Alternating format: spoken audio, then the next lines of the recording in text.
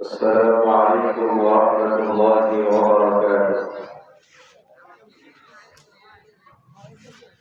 الحمد لله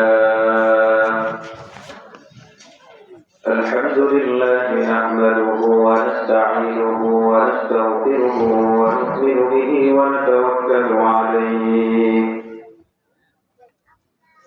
ونعوذ بالله من شرور أنفسنا ومن سيئات أعمالنا من يهده الله فلا مضل له ومن يضلله فلا هادي له ونشهد أن لا إله إلا الله وحده لا شريك له ونشهد أن سيدنا وسندنا وحبيبنا ومولانا محمدا عبده ورسوله الذي أرسله الله بالحق بشيرا ونذيرا وداعيا إلى الله بإذنه وسراجا منيرا أما بعد فقد قال الله تبارك وتعالى في قرآن المجيد وفرقان الحميد أعوذ بالله من الشيطان الرجيم بسم الله الرحمن الرحيم يا أيها الذين آمنوا توبوا إلى الله توبة نصوحا وقال رسول الله صلى الله عليه وسلم كل بني آدم خطاء وخير الخطائين التوابون أو كما قال عليه الصلاة والسلام درسي اللهم صل على محمد وعلى آل محمد كما صليت على إبراهيم وعلى آل إبراهيم إنك حميد مجيد اللهم بارك على محمد وعلى آل محمد كما باركت على إبراهيم وعلى آل إبراهيم إنك حميد مجيد اللهم صل على محمد وعلى آل محمد كما صليت على إبراهيم وعلى آل إبراهيم إنك حميد مجيد اللهم بارك على محمد وعلى آل محمد كما باركت على إبراهيم وعلى آل إبراهيم إنك حميد مجيد الحمد لله الله سبحانه وتعالى দরবারে অসংখ্য অগণিত শুকরিয়া যে মহান রব্বুল আলামিন আমাদেরকে দুনিয়ার বিভিন্ন ব্যস্ততা থেকে মুক্ত করে দিনের কিছু আলোচনা করা এবং শোনার জন্য এই মাহফিল নামক জান্নাতের বাগানে আসার বসার তৌফিক দান করেছেন। এজন্য সকলেই কালিমাতু শুকর আদায় করি আলহামদুলিল্লাহ। বর্তমানে সমাজের মধ্যে দ্বীনি আলোচনা, দ্বীনি নসিহত অনেক পরিমাণে হয়। দ্বীনি মাহফিল অধিক পরিমাণে হইতেছে। আপনি যদি হিসাব করেন আমাদের এই থানার মধ্যে অন্তত 50টার বেশি মাহফিল হয়েছে এই শীতের সিজনে। মাহফিল ছাড়াও ইসলামী মজলিস, জুমার আলোচনা, বিভিন্ন আলোচনা হিসাব করলে বহুত আলোচনা হয়। প্রত্যেক আলোচনায় আমরা দিন সম্পর্কে জানি, দিনের আলোচনা শুনি। সমাজের মধ্যে এখন এমন মানুষ পাওয়া যাবে না যে দিনের মৌলিক বিষয় সম্পর্কে সে জানে না। এমন কোন ব্যক্তি খুঁজে পাওয়া দুষ্কর যে 5 ওয়াক্ত নামাজ যে ফরজ এটা জানে না।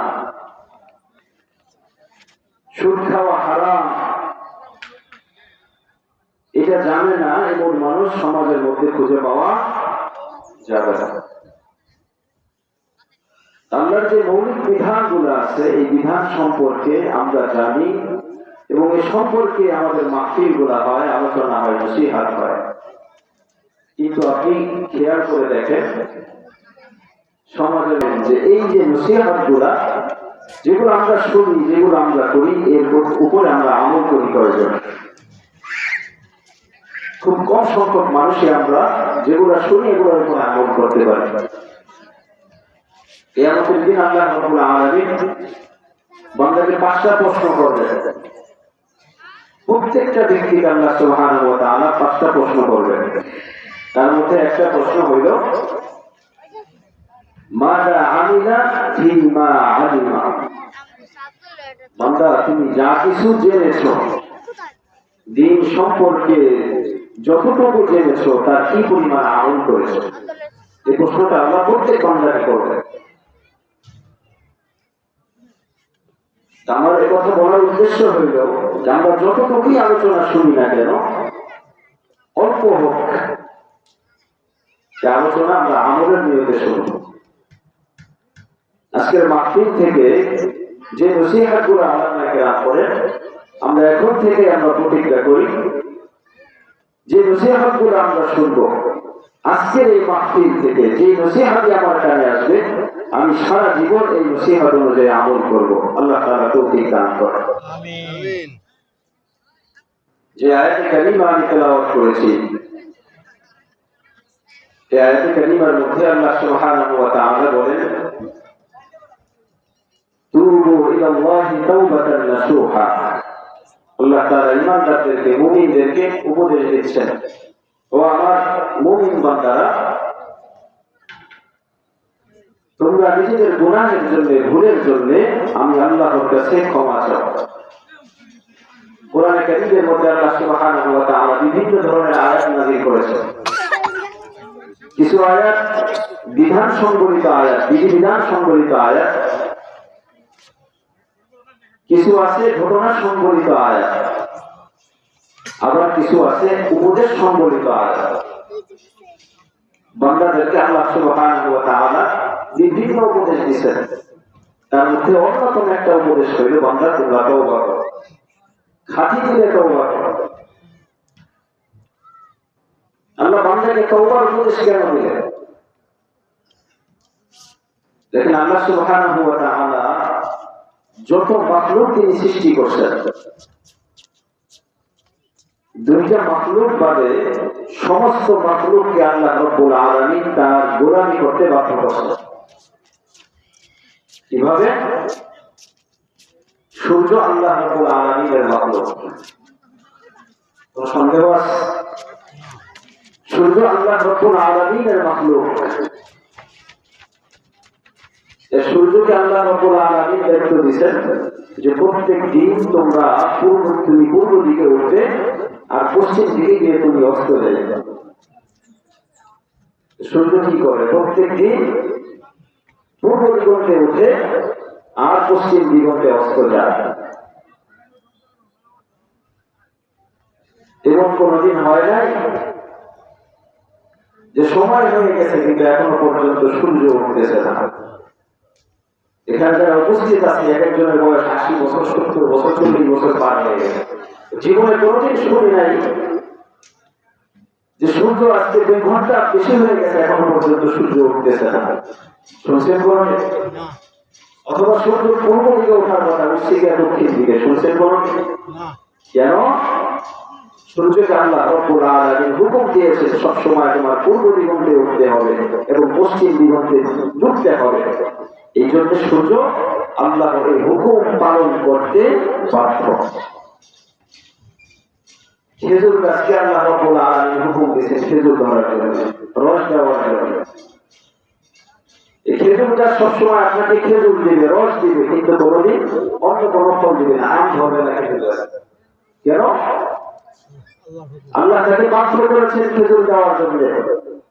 ফল দিতে তাকে কি করেন নাই? বাধ্য করেন নাই। পাহাড় গুলাকে আল্লাহ রাব্বুল আলামিন আদেশ করছেন স্থিরভাবে জমিনের উপর দাঁড়ায়। পাহাড় জমিনের উপর স্থিরভাবে দাঁড়ায়।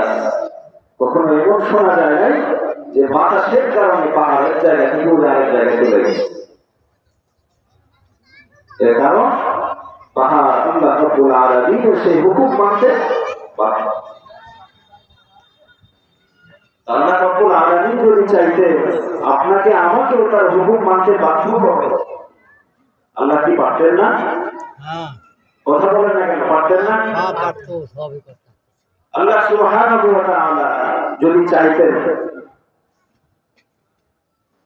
যে বান্দাকে ৫ ওয়াক্ত নামাজ পড়তে বাধ্য করব, ৫ ওয়াক্ত নামাজ পড়া আল্লাহর হুকুম, এই ৫ ওয়াক্ত নামাজ পড়তে বান্দাকে বাধ্য করব, পারতেন কি পারতেন না? নামাজ পড়ার সময় হবে অটোমেটিক শ্বাস বন্ধ হয়ে যাবে। নামাজ পড়ার সময় হবে শরীরের যে ক্রিয়া কাজগুলো আছে কাজগুলো বন্ধ হয়ে যাবে। এরকম করলে পারতেন না আল্লাহ তাআলা? কিন্তু আল্লাহ রাব্বুল আলামিন মানুষকে বাধ্য করেন। মানুষকে আল্লাহ স্বাধীনতা দিয়েছেন। বান্দা, তোমাকে আমি স্বাধীনতা দিলাম, তোমার সামনে ২টা রাস্তা খোলা, তোমার উপর আমি কিছু বিধান আরোপিত করলাম। তুমি যদি আমার হুকুম অনুযায়ী চলো তাহলে ২টা রাস্তার একটা রাস্তা হলো জান্নাতের দিকে, ওই জান্নাতে তুমি যাইতে পারবা। আর যদি আমার হুকুম ঠিক মতো পালন না করো তাহলে কিন্তু যাইতে হবে তোমার চিরস্থায়ী ঠিকানা হবে জাহান্নাম। আল্লাহ এই সিস্টেম করে রাখছেন, তারপরেও কেন বান্দাকে তওবার হুকুম দিলেন, তওবার উপদেশ দিলেন। আল্লাহ একটা বিধান করেই রাখছেন, কেউ বিধান পালন করলে জান্নাতি, বিধান পালন না করলে জাহান্নামী। তারপরেও কেন তওবার উপদেশ? আল্লাহ তাআলা আমাদের অনেক ভালোবাসেন। এই উম্মতে মুহাম্মাদীকে আল্লাহ অনেক ভালোবাসেন। এই জন্য কোরআনে কারীমে বিভিন্ন জায়গায় আল্লাহ সুবহানাহু ওয়া তাআলা এই উম্মতে মুহাম্মাদীকে বিভিন্নভাবে উপদেশ দিয়েছেন, জাহান্নাম থেকে বাঁচানোর উপদেশ দিয়েছেন। তার মধ্যে একটা উপদেশ হলো বান্দা তওবা করো, গুনাহ যদি করে ফেলো এই গুনাহের পরে আমার কাছে তওবা করো, আমি আল্লাহ তোমাদেরকে মাফ করে দেব। সুবহানাল্লাহ। তওবা করলে আল্লাহ রাব্বুল আলামিন বান্দাকে হিদায়াত দেন, আমরা অনেক খুশি হই। আল্লাহ রাসূল সাল্লাল্লাহু আলাইহি ওয়াসাল্লাম হাদিসের মধ্যে উদাহরণ এনেছেন তওবা করলে আল্লাহ তাআলা কেমন খুশি হন। এক ব্যক্তি মরুভূমিতে সফর করতেছে, তখন তো যোগাযোগ ব্যবস্থা এত ভালো ছিল না। মরুভূমিতে সফর করতেছে, তার খাবার দাবার দীর্ঘ কয়েক মাসের খাবার একটা উটের পিঠ উঠাইয়া তারপরে সফর করতেছে, কোন জায়গায় রওনা হয়ে গেছে। তো মরুভূমিতে যাওয়ার পর ক্লান্ত শরীর নিয়ে সে একটু বিশ্রাম করবে, চোখ লেগে আসছে, ঘুম চলে আসছে। হঠাৎ ঘুম ভাঙার পরে উঠে দেখতেছে ওই যে তার উটের পিঠের উপরে যে খাবার বোঝাই করা ছিল যে উটটা, এই উটটা হারাই গেছে, উট খুঁজে পাওয়া গেছে। এখন দীর্ঘ মরুভূমির পর, কয়েক মাসের পর কোন খাবার নাই, কোন পানি নাই। দেখতেছে যেদিক থেকে আমি আসছি এইদিকে গেল মরণ, যেদিকে যাবো ওদিকে গেল মরণ। খাবার দাবার নেই, দীর্ঘ মরুভূমির মধ্যে, এত গরমের মধ্যে না খেয়ে মরতে হবে। সামনে গেলেও বিপদ, পিছনে গেলেও বিপদ, মৃত্যু নিশ্চিত। মৃত্যুর হাত থেকে এখন আর বাঁচা সম্ভব না। মনে ভাবতেছে মৃত্যু যেহেতু আসবে, কোনো দিকে না গিয়ে এখানে বসে থাকি, মরণ আসলে মরে যাবে। ওই লোকটা আবার এইভাবে বসে আছে, ঘুম চলে আসছে। ঘুম থেকে উঠে দেখতেছে ওই যে তার উঠটা হারাই গেছিল, তার পাশে আবার এসে উঠে উপস্থিত। আপনারা বলেন ওই লোকটা খুশি কম না বেশি? ওই লোকটা খুশি কম না বেশি? হাদিসের মধ্যে আছে লোকটা এই পরিমাণ খুশি হয়েছে, এই পরিমাণ আনন্দিত হয়েছে, খুশিতে বলতেছে, আল্লাহকে বলতেছে, আল্লাহুম্মা আনতা আবদি ওয়া আনা রাব্বুকা। আল্লাহ তুমি আমার বান্দা, আমি তোমার মালিক, আমি তোমার রব। কি বলতেছেন? আল্লাহ তুমি আমার বান্দা আর আমি তোমার রব। কথাটি ঠিক আছে? আল্লাহ আমাদের বান্দা নাকি আমরা আল্লাহর বান্দা? কিন্তু লোক কি বলতেছে? আল্লাহ তুমি আমার বান্দা আর আমি তোমার রব। কেন বলতেছে? এই পরিমাণ খুশি হয়েছে, আনন্দিত হয়েছে।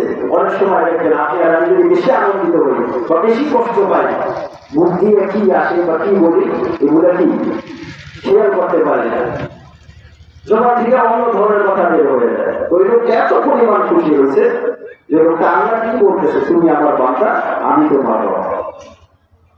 রাসূলুল্লাহ সাল্লাল্লাহু আলাইহি ওয়াসাল্লাম বলেন যে এই লোকটা তার হারানো উট ফিরে পাওয়ার পরে যে পরিমাণ খুশি হয়েছে, কোন অপরাধী বান্দা, গুনাহগার বান্দা যদি আল্লাহ তাআলার কাছে আবার ফিরে আসে, ক্ষমা চায়, গুনাহ থেকে আবার আল্লাহর কাছে ফিরে আসে, আল্লাহ এই ব্যক্তির চাইতে অনেক অনেক গুণ বেশি খুশি হয়ে যায়।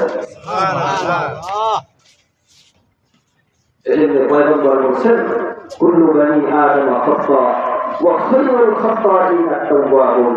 প্রত্যেকটা বনি আদম গুনাহগার, আর এই সমস্ত গুনাহগার বান্দাদের মধ্যে ওই ব্যক্তি আল্লাহর কাছে প্রিয় যে গুনাহের পর আল্লাহর কাছে তওবা করে। পয়গম্বর বলেন, তুবু ইলাল্লাহ, তুবু ইলাল্লাহি জামিআ فأنا أتوب إلى الله كل يوم 100 مرة। নবী বলেন, আমার উম্মতের দল, তোমরা আল্লাহর কাছে নিজেদের গুনাহের জন্য ক্ষমা চাও, নিজেদের ভুলের জন্য আল্লাহর কাছে ক্ষমা চাও। আমি পয়গম্বর, আমার জীবনে কোনো গুনাহ নাই, আমার জীবনে কোনো গুনাহ নাই। গুনাহ না থাকা সত্ত্বেও আমি মুহাম্মদ নিজের ভুলের জন্য আল্লাহর কাছে 100 বার তওবা করি, ক্ষমা চাই। নবীরা বেগুনাহ, মাসুম, তাদের জীবনে কোনো গুনাহ নাই। তারপরে রাসূল কি বলতেছেন, নিজের ভুলের জন্য আমি নিজে আল্লাহর কাছে 100 বার ক্ষমা চাই। আপনার আমার মধ্যে গুনাহগার বান্দা তওবা করার দরকার আছে না? এবার জোরে বলবেন, এটা তওবা করার দরকার আছে না? এই জন্য তওবা করতে হবে।